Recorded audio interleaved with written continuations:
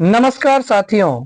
मध्य प्रदेश में ओबीसी आरक्षण को 27% करने की प्रक्रिया तेज हो चुकी है और इसकी राह में जितने भी आने वाले रोड़े थे वो सारी की सारी बाधाएं निरस्त हो चुकी हैं और सुप्रीम कोर्ट की तरफ से भी ओबीसी आरक्षण को 27% करने की प्रक्रिया में हरी झंडी मिल चुकी है। तो पूरी खबर क्या है, आइए जानते हैं। देखिए, आप जानते हैं कि मध्य प्रदेश में अभी तक ओबीसी आरक्षण 14% था, 13-14% मिलता था और 13% पद उसके होल्ड थे। अभी वर्ग 2 का विज्ञापन आया था, आपने देखा होगा। तो जहां ओबीसी का आरक्षण देने की प्रक्रिया थी, जहां पर उसकी बात कही गई थी, वहीं पर 13% पदों को होल्ड किया जाता था, क्योंकि ये अभी सुप्रीम कोर्ट में इसका मामला चल रहा था। लेकिन अब सुप्रीम कोर्ट की तरफ से हरी झंडी मिल चुकी थी और जो 13% पद होल्ड किए जाते थे वो भी अब सीधे ओबीसी वालों को दिए जाएंगे। इसका मतलब ये हुआ कि ओबीसी आरक्षण को अब एमपी में 27% तक कर दिया गया है और इसका फायदा ओबीसी कैटेगरी वालों को मिलने वाला है, जो कि एक बहुत अच्छी बात है। देखिए, खबर क्या है कि सीधी भर्ती में ओबीसी को 27% आरक्षण देने की प्रक्रिया तेज हो चुकी है और जो खबर आई है वो क्या है कि मध्य प्रदेश में अन्य पिछड़ा वर्ग यानी ओबीसी को सरकारी नौकरियों में 27% आरक्षण देने की प्रक्रिया अब और तेज हो गई है।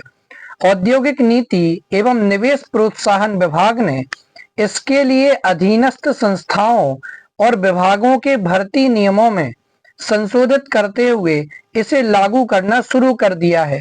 यानी अब जो आपकी वर्ग 3 आने वाली है वहां पर आपको इसका सीधा असर दिखाई देगा। एमपीएसआई कांस्टेबल वगैरह की जो भर्ती आने वाली हैं वहां पर आपको इसका असर बिल्कुल दिखाई देगा। इसलिए आप बिल्कुल तैयार हो जाइए और ओबीसी कैटेगरी वालों के लिए तो बहुत अच्छा मौका है। मध्य प्रदेश फर्म्स एवं संस्थाएं सेवा भर्ती नियम 1988 में अब सीधी भर्ती के पदों में 27% पद ओबीसी वर्ग के लिए आरक्षित किए जाएंगे। इसके अलावा अनुसूचित जाति के लिए 16%, अनुसूचित जनजाति के लिए 20% और आर्थिक रूप से कमजोर वर्ग के लिए 10% आरक्षण का प्रावधान रहेगा। पूर्व में मध्य प्रदेश को देखिए, पूर्व में मध्य प्रदेश को ओबीसी को 14% आरक्षण था, जिसे वर्ष 2019 में बढ़ाकर के 27% किया गया। हालांकि इस निर्णय की वैधानिकता को चुनौती देते हुए हाई कोर्ट में याचिका दाखिल की गई और इसके क्रियान्वयन पर रोक लग गई। कुछ भर्तियों में संशोधित आरक्षण के अनुसार परीक्षा तो हुई लेकिन परिणाम अटक गए। स्थिति को ध्यान में रखते हुए सितंबर 2021 में 8313 फॉर्मूला लागू किया गया था, जिसकी मैं अभी आपसे बात कर रहा था कि यानी 83 और 13 यानी 13% पद होल्ड किए गए थे, जिसके तहत 27% आरक्षण वाले पदों को स्थगित कर बाकी पदों पर नियुक्तियां की गई। अगस्त 2023 में इस पर भी रोक लगा दी गई। इसी बीच सुप्रीम कोर्ट ने ओबीसी आरक्षण को चुनौती देने वाली याचिका खारिज कर दी, जिससे अब इस पर कोई कानूनी बाधा नहीं बची है।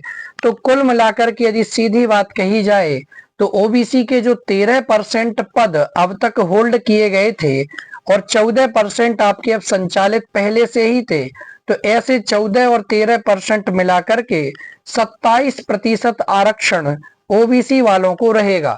यानी यदि किसी भर्ती में 100 सीटें आती हैं तो उसमें से 27 सीटें ओबीसी कैटेगरी वालों के लिए आरक्षित की जाएंगी। सुप्रीम कोर्ट की तरफ से भी ये झंडी मिल चुकी है।